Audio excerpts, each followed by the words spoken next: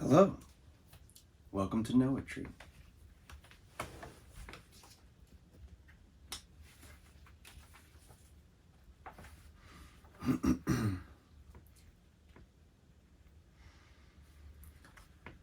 Once upon a midnight dreary, while I pondered, weak and weary, over many a quaint and curious volume of forgotten lore, while I nodded, nearly napping, suddenly there came a tapping, as of someone gently rapping at my chamber door. "'Tis some visitor," I muttered, tapping at my chamber door, "only this, and nothing more." Ah, distinctly I remember it was in the bleak December, and each separate dying ember wrought its ghost upon the floor. Eagerly I wished the morrow, vainly I had sought to borrow from my books surcease of sorrow, sorrow for the lost Lenore, for the rare and radiant maiden whom the angels name Lenore, nameless here forevermore. And the silken, sad, uncertain rustling of each purple curtain thrilled me, filled me with fantastic terrors never felt before, so that now to still the beating of my heart I stood, repeating, "'Tis some visitor entreating entrance at my chamber door, some late visitor entreating entrance at my chamber door. This it is, and nothing more." Presently my soul grew stronger, hesitating then no longer. "Sir," said I, "or madam, truly your forgiveness I implore, but the fact is I was napping, and so gently you came rapping, and so faintly you came tapping at my chamber door, that I scarce was sure I heard you." Here I opened wide the door. Darkness there, and nothing more. Deep into that darkness peering, long I stood there, wondering, fearing, doubting, dreaming dreams no mortal ever dared to dream before. But the silence was unbroken, and the darkness gave no token, and the only word there spoken was the whispered word, "Lenore?" This I whispered, and an echo murmured back the word, "Lenore." Merely this, and nothing more. Back into the chamber turning, all my soul within me burning, soon again I heard a tapping somewhat louder than before. "Surely," said I, "surely that is something at my window lattice. Let me see then what thereat is, and this mystery explore. Let my heart be still a moment, and this mystery explore. 'Tis the wind, and nothing more." Open here I flung the shutter, when, with many a flirt and flutter, in there stepped a stately raven of the saintly days of yore. Not the least obeisance made he, not a minute stopped or stayed he, but with mien of lord or lady perched above my chamber door, perched upon a bust of Pallas just above my chamber door, perched and sat, and nothing more. Then this ebony bird, beguiling my sad fancy into smiling, by the grave and stern decorum of the countenance it wore, "Though thy crest be shorn and shaven, thou," I said, "art sure no craven, ghastly, grim, and ancient raven, wandering from the nightly shore. Tell me what thy lordly name is on the night's Plutonian shore." Quoth the raven, "Nevermore." Much I marveled this ungainly fowl to hear discourse so plainly, though its answer little meaning, little relevancy bore. For we cannot help agreeing that no living human being ever yet was blessed with seeing bird above his chamber door, bird or beast upon the sculpted bust above his chamber door, with such name as Nevermore. But the raven, sitting lonely on the placid bust, spoke only that one word, as if his soul in that one word he did outpour. Nothing farther than he uttered, not a feather than he fluttered, till I scarcely more than muttered, "Other friends have flown before."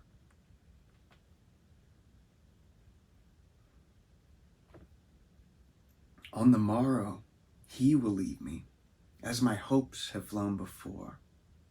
Then the bird said, "Nevermore." Startled at the stillness broken by reply so aptly spoken, "Doubtless," said I, "what it utters is its only stock and store, caught from some unhappy master whom unmerciful disaster followed fast, and followed faster, till his songs one burden bore, till the dirges of his hope that melancholy burden bore of never, nevermore." But the raven still beguiling my sad fancy into smiling, straight I wheeled a cushioned seat in front of bird and bust and door. Then, upon the velvet sinking, I betook myself to linking fancy unto fancy, thinking what this ominous bird of yore, what this grim, ungainly, ghastly, gaunt, and ominous bird of yore meant in croaking, "Nevermore." This I sat engaged in guessing, but no syllable expressing to the fowl, whose fiery eyes now burned into my bosom's core. This and more I sat divining, with my head at ease reclining on the cushion's velvet lining that the lamplight gloated o'er, but whose velvet violet lining with the lamplight gloating o'er she shall press, nevermore. Then, methought, the air grew denser, perfumed from an unseen censer swung by seraphim, whose footfalls tinkled on the tufted floor.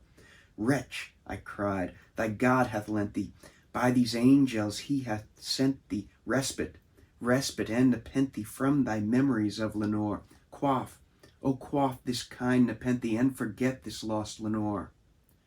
Quoth the raven, "Nevermore." "Prophet," said I, "thing of evil, prophet still, if bird or devil, whether tempter sent, or whether tempest tossed thee here ashore, desolate, yet all undaunted, on this desert land enchanted, on this home by horror haunted, tell me, truly, I implore, is there balm in Gilead? Tell me,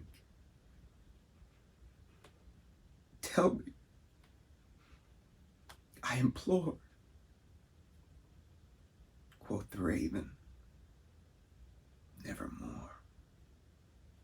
"Prophet," said I, "thing of evil, prophet still, if bird or devil, by that heaven that bends above us, by that God we both adore, tell this soul with sorrow laden if, within the distant Aidenn, it shall clasp a sainted maiden whom the angels name Lenore, clasp a rare and radiant maiden whom the angels name Lenore." Quoth the raven, "Nevermore." "Be that word our sign of parting, bird or fiend," I shrieked, upstarting, "get thee back into the tempest and the night's Plutonian shore. Leave no black plume as a token of that lie thy soul hath spoken. Leave my loneliness unbroken. Quit the bust above my door. Take thy beak from out my heart, and take thy form from off my door." Quoth the raven, "Nevermore." And the raven, never flitting, still is sitting on the pallid bust of Pallas just above my chamber door, and his eyes have all the seeming of a demon's that is dreaming, and the lamplight o'er him streaming throws his shadow on the floor, and my soul from out that shadow that lies floating on the floor shall be lifted, nevermore.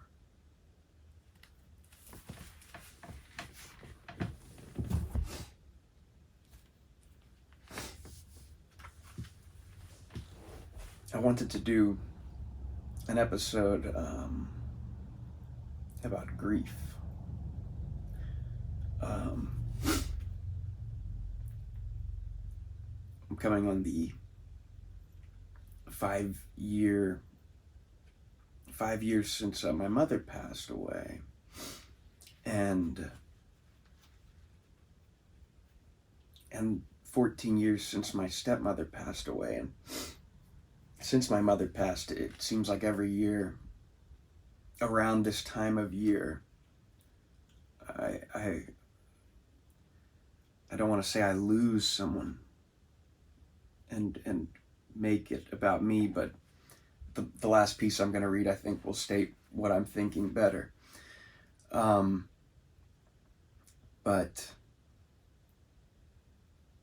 I think grief is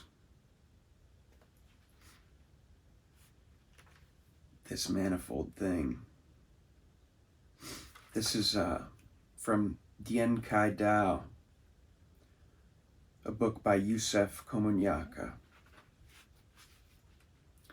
This poem titled We Never Know. He danced with tall grass for a moment, like he was swaying with a woman. Our gun barrels glowed white hot. When I got to him, a blue halo of flies had already claimed him. I pulled the crumbled photograph from his fingers. There's no other way to say this. I fell in love. The morning cleared again, except for a distant mortar, and somewhere choppers taking off. I slid the wallet into his pocket and turned him over so he wouldn't be kissing the ground.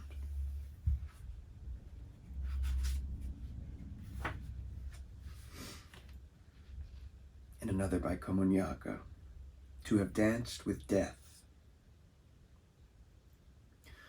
The black sergeant first class who stalled us on the ramp didn't kiss the ground either. When two hearses sheened up to the plane and government silver-gray coffins rolled out on silent chrome coasters, did he feel better? The empty left leg of his trousers shivered as another hearse with shiny hubcaps inched from behind a building. His 3 rows of ribbons rainbowed over the forest of faces through plate glass.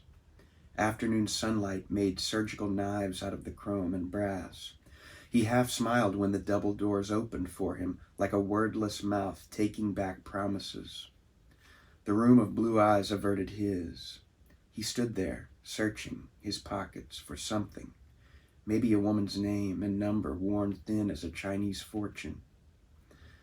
I wanted to walk ahead, to disappear through glass, to be consumed by music that might move him like Sandman Sims, but he merely rocked on his good leg like a bleak and soundless bell.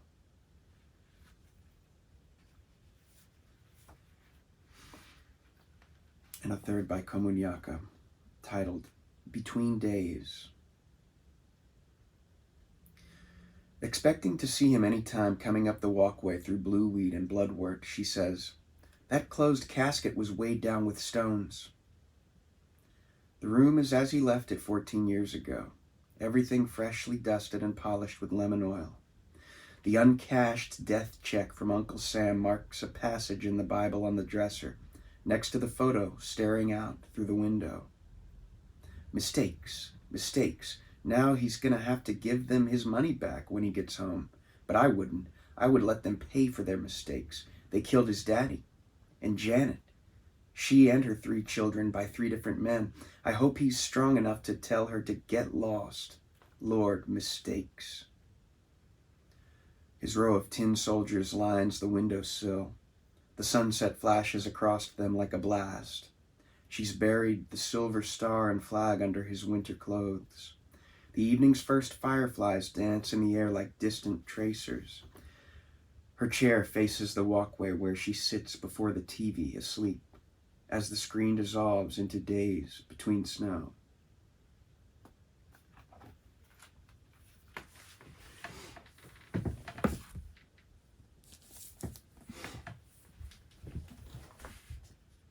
I'm going to read the passage, the full chapter actually, in Ecclesiastes Chapter 9 that I read for my brother. And then I'm going to read the brief eulogy.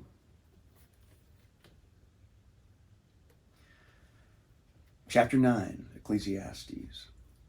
For all this I considered in my heart, even to declare all this, that the righteous and the wise and their works are in the hand of God. No man knoweth either love or hatred by all that is before them. All things come alike to all. There is one event to the righteous and to the wicked, to the good and to the clean and to the unclean, to him that sacrificeth and to him that sacrificeth not. As is the good, so is the sinner, and he that sweareth, as he that feareth an oath. This is an evil among all things that are done under the sun, that there is one event unto all.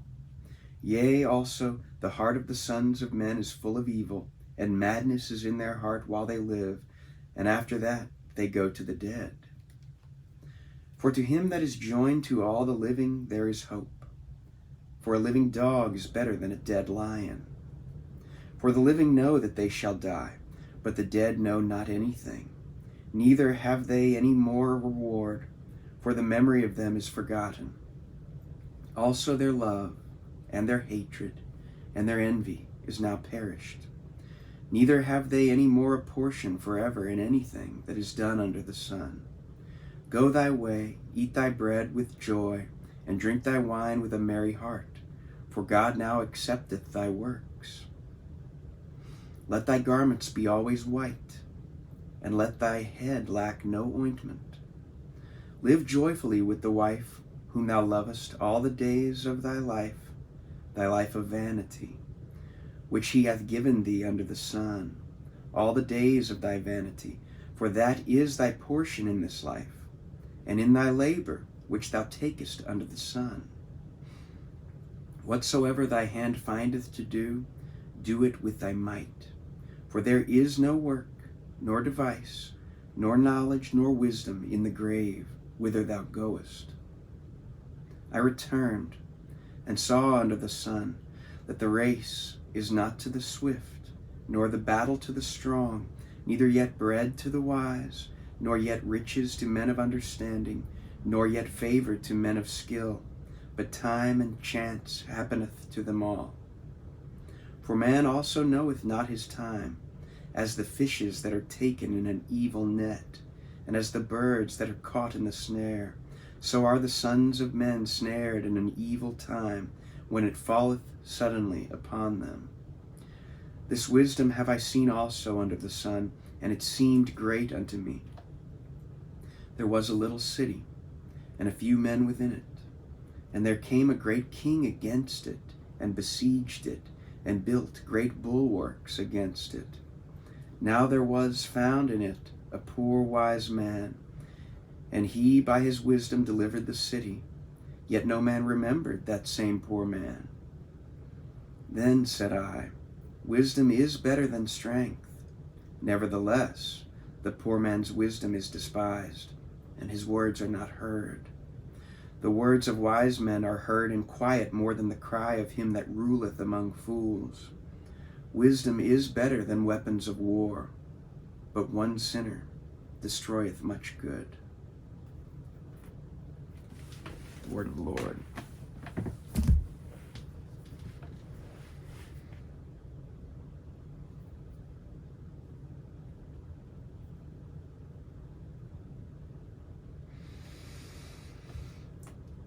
Wilson Donovan Carter White was one of us, a stellar mass hurtling through these cosmos, warping the very air surrounding, drawing anyone in and shedding warmth and light by the fact of his presence. His life was short, marked by tragedy which he never seemed to allow to define him. He's one of us, I thought.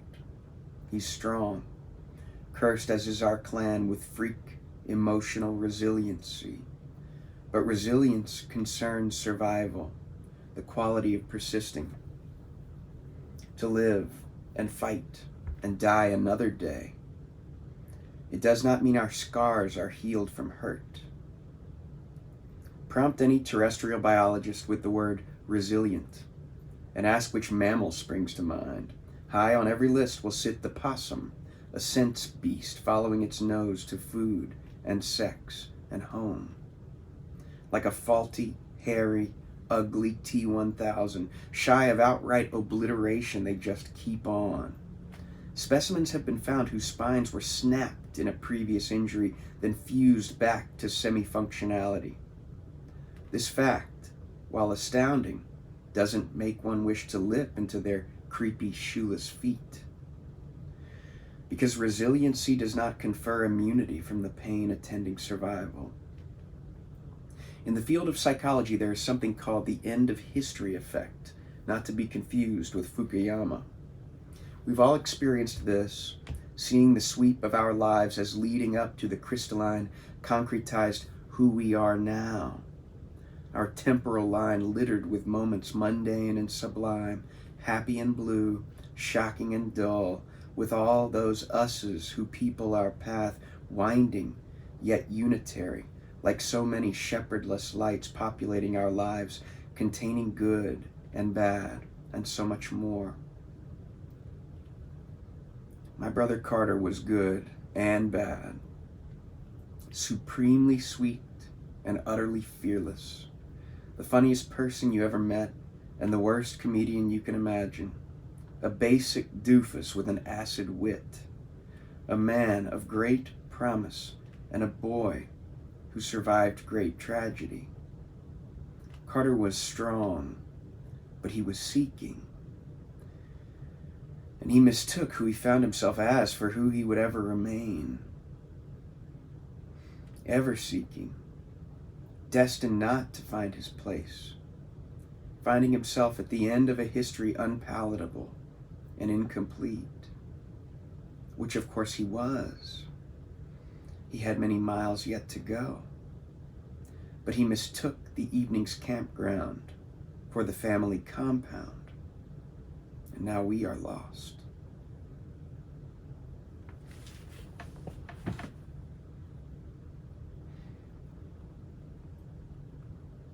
Carter passed away. Now it'll be 3 years next month. And I wrote this last year.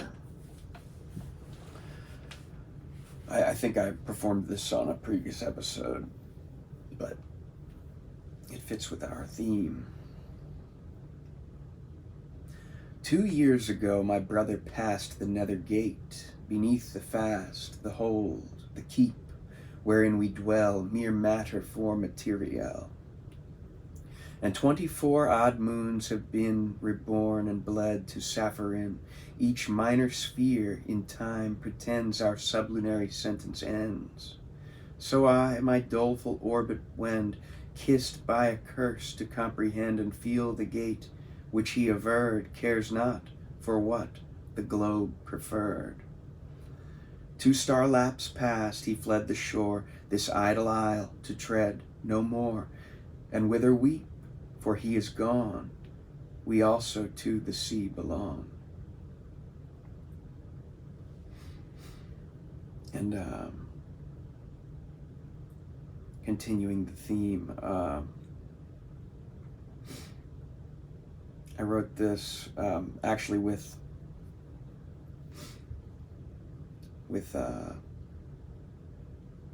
my brother from another mother and co-worker, Boosie, Joe Ferguson, in mind earlier this year. Or no, I guess it was last year.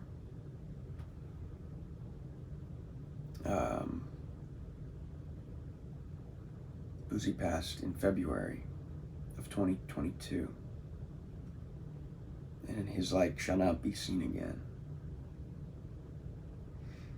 This titled LUXNOX. If you start living like you're going to die someday, you gain these several benefits. You won't become an alien abduction because they fear you'd be too good of friends. You clean your habitat monastically or chide yourself at last when chores are due. You speak an awful lot less and good riddance, and bestly what you says is what you do. You speak up, notwithstanding how unpleasant. You don't speak just because you are spoken to. You listen, and therein you find a pleasure, and further find the fault that you construe. You see and still you feel, but less you fester, and vastly less invective reissue. Bereft, and yet you fulminate thanksgiving. The foot is e'er the envy of the shoe. The universe unfolds in like 5 minutes, and then contracts like our own cur tissue. This pitter-patter happens ad valorem, supplying ichor and the math we do. It's kind of like the day and then the nightfall. It happens even till you're queasy by it. But then you wake again a bit more doting and be the feller used to you'd deride. The whole darn complex way back was just one sea, and never once was cold or sore or lame, just all and omnos, and you get the picture. Might be worth all the loss to play a game. So here we are, as me and thee and other, and just for laughs, but also like for real, to make or be a mark, or just to read 'em, and find out what it's like to make a deal. If you start living like you're going to die, and someday, buddy boy, you really do, you'll oft do stuff you never seem to wanna, and be the one who's been waiting for you. And you might be an itty bit more kinder, or grumpy still, but better still to hide. The end seems less a ghastly, wretched specter. Imagine it's a checkup. Open wide. Missy Bruce.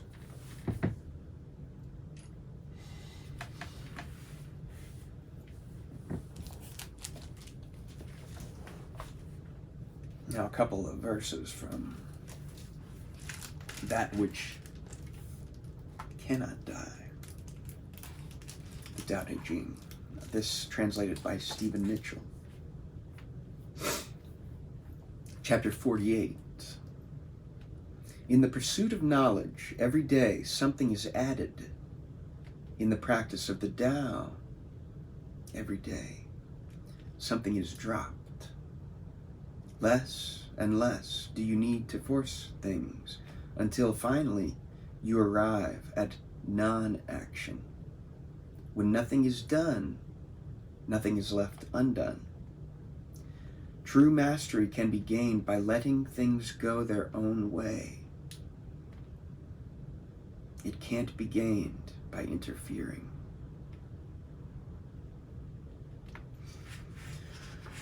And chapter 49. The master has no mind of her own. She works with the mind of the people. She is good to people who are good. She is also good to people who aren't good. This is true goodness. She trusts people who are trustworthy. She also trusts people who aren't trustworthy. This is true trust. The master's mind is like space. People don't understand her. They look to her and wait. She treats them like her own children.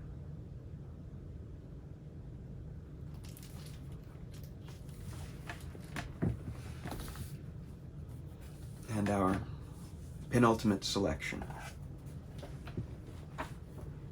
by Gwendolyn Brooks, titled Piano After War, from the Gay Chaps at the Bar cycle.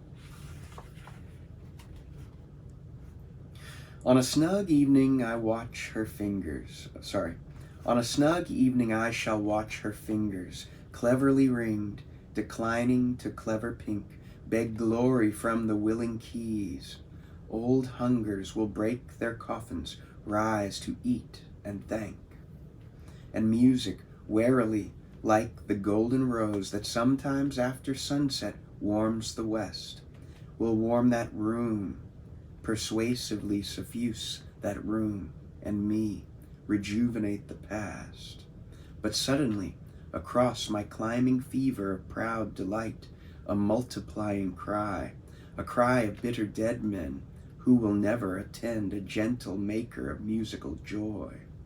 Then my thought I will go again to ice, and stone will shove the softness from my face.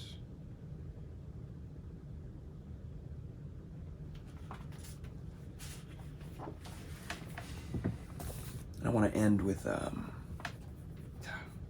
masterwork, an excerpt from a masterwork. C.S. Lewis began keeping a journal sometime after his wife passed. And it became a grief observed. This is from the 3rd chapter of A Grief Observed by C.S. Lewis. I think I am beginning to understand why grief feels like suspense.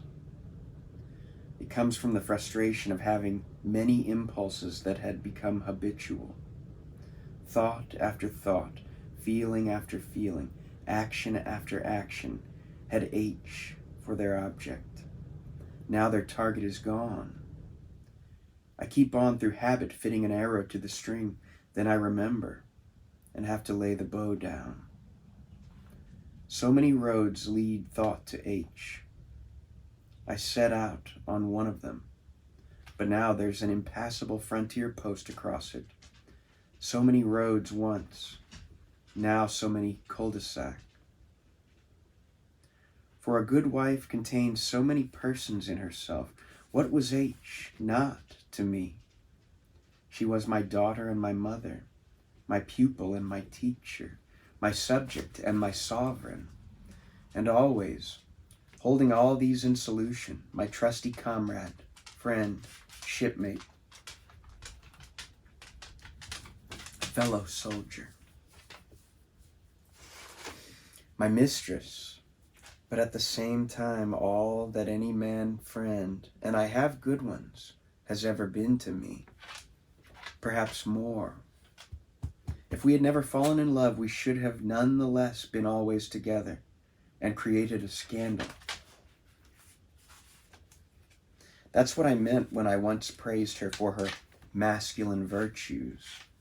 But she soon put a stop to that by asking how I'd like to be praised for my feminine ones. It was a good riposte, dear. Yet there was something of the Amazon, something of Penthesilea and Camilla, and you, as well as I, were glad it should be there. You were glad I should recognize it. Solomon calls his bride sister. Could a woman be a complete wife unless, for a moment, in one particular mood, a man felt almost inclined to call her brother? It was too perfect to last, so I am tempted to say of our marriage. But it can be meant in two ways. It may be grimly pessimistic, as if God no sooner saw two of his creatures happy than he stopped it. None of that here. As if he were like the hostess at a sherry party who separates two guests the moment they show signs of having got into a real conversation. But it could also mean this has reached its proper perfection. This had become what it had in it to be. Therefore, of course, it would not be prolonged.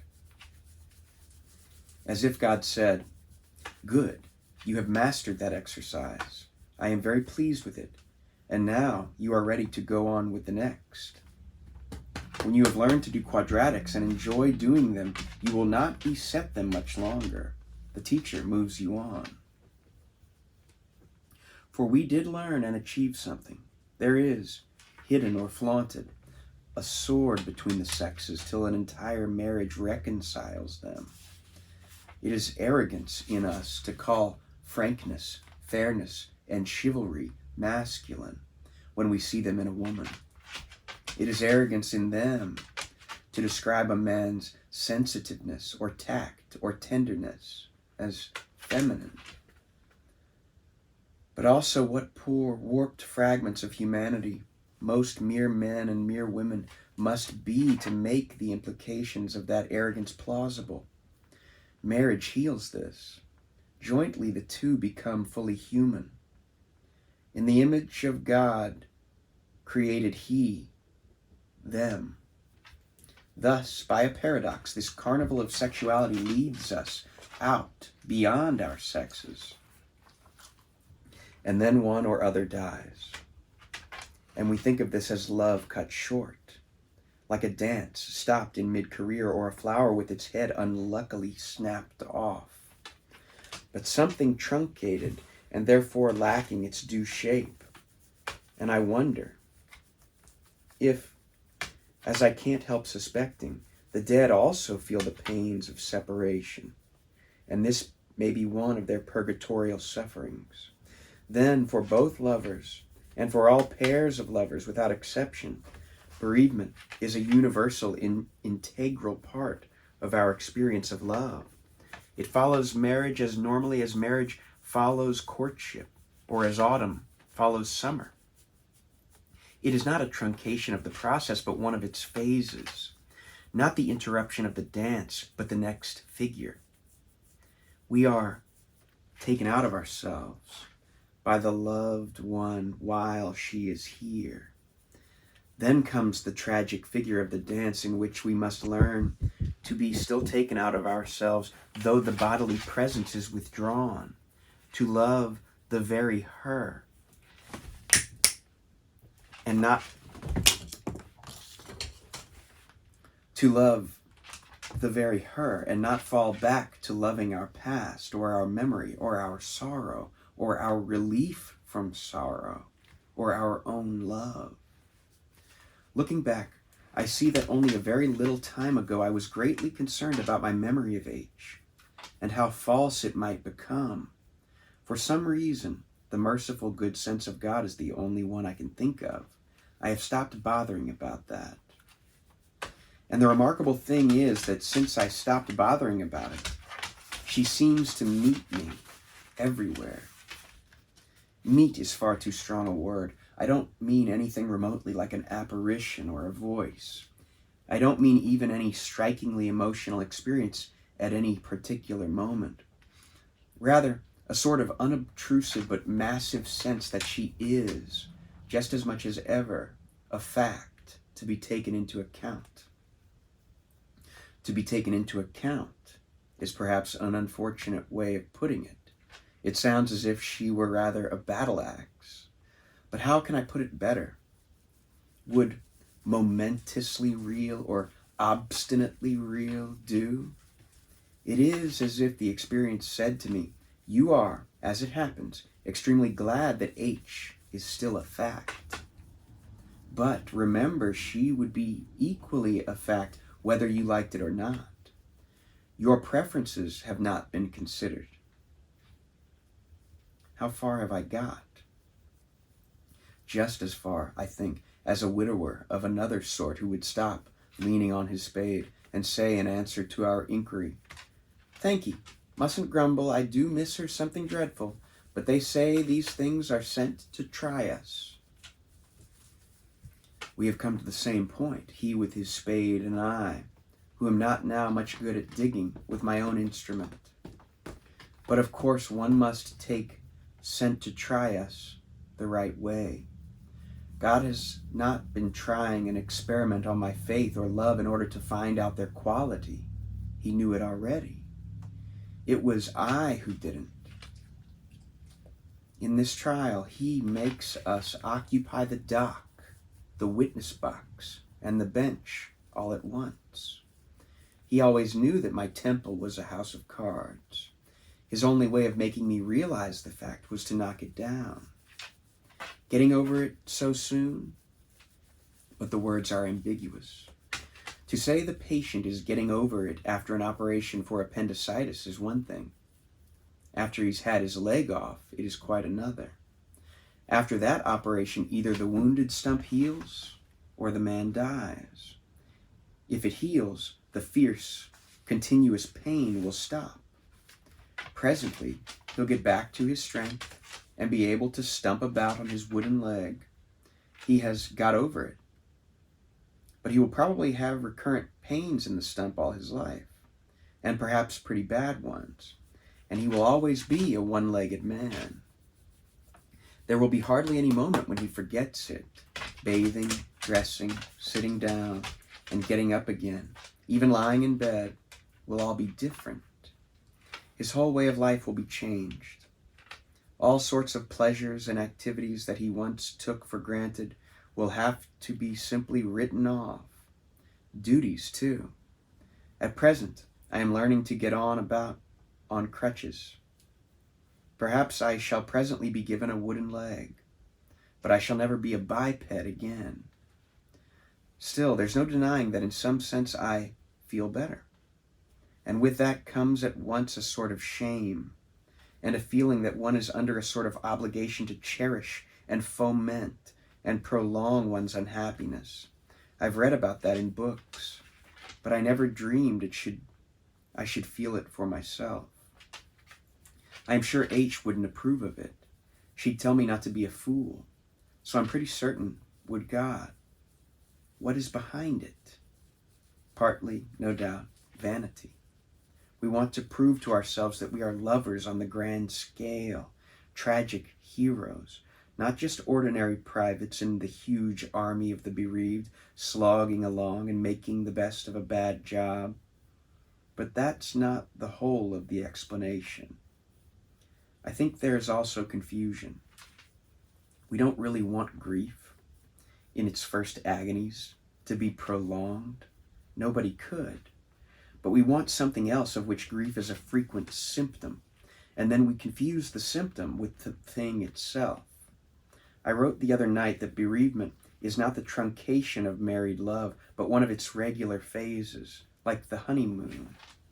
What we want is to live our marriage well and faithfully through that phase too. If it hurts, and it certainly will, we accept the pains as a necessary part of this phase. We don't want to escape them at the price of desertion or divorce, killing the dead a second time. We were one flesh. Now that it has been cut in two, we don't want to pretend that it is whole and complete. We will still be married, still in love. Therefore we shall still ache. But we are not at all, if we understand ourselves, seeking the aches for their own sake. The less of them the better, so long as the marriage is preserved. And the more joy there can be in the marriage between living and dead, the better. The better in every way. For as I have discovered, passionate grief does not link us with the dead, but cuts us off from them. This becomes clearer and clearer. It is just at those moments when I feel least sorrow. Getting into my morning bath is usually one of them, that H rushes upon my mind in her full reality, her otherness. Not, as in my worst moments, all foreshortened and patheticized and solemnized by my miseries, but as she is in her own right. This is good and tonic. But I seem to remember, though I couldn't quote one at the moment, all sorts of ballads and folk tales in which the dead tell us that our mourning does them some kind of wrong. They beg us to stop it. There may be far more depth in this than I thought. If so, our grandfather's generation went very far astray. All that, sometimes lifelong ritual of sorrow, visiting graves, keeping anniversaries, leaving the empty bedroom exactly as the departed used to keep it, mentioning the dead either not at all, or always in a special voice, or even, like Queen Victoria, having the dead man's clothes put out for dinner every evening. This was like mummification. It made the dead far more dead. Or was that, unconsciously, its purpose? Something very primitive may be at work here. To keep the dead thoroughly dead, to make sure that they won't come sidling back among the living, is a main preoccupation of the savage mind. At all costs, make them stay put. Certainly these rituals do in fact emphasize their deadness. Perhaps this result was not really so unwelcome, not always as the ritualists believed. But I've no business to judge them. All guesswork. I'd better keep my breath to cool my own porridge. For me, at any rate, the program is plain. I will turn to her as often as possible in gladness. I will even salute her with a laugh. The less I mourn her, the nearer I seem to her. An admirable program. Unfortunately, it can't be carried out. Tonight all the hells of young grief have opened again. The mad words, the bitter resentment, the fluttering in the stomach, the nightmare unreality, the wallowed in tears. For in grief nothing stays put. One keeps on emerging from a phase, but it always recurs. Round and round, everything repeats. Am I going in circles, or dare I hope I am on a spiral? But if a spiral, am I going up or down it? How often? Will it be for always? How often will the vast emptiness astonish me like a complete novelty and make me say,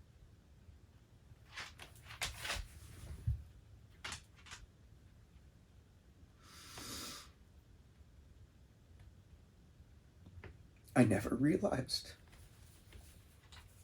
my loss till this moment.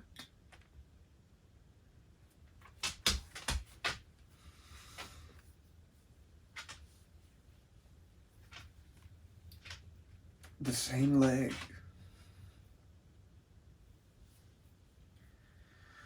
is cut off time after time. The first plunge of the knife into the flesh is felt again and again. They say the coward dies many times. So does the beloved.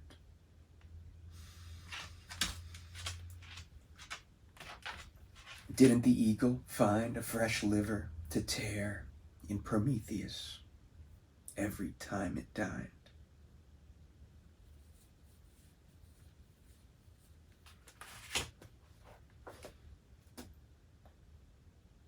Thank you.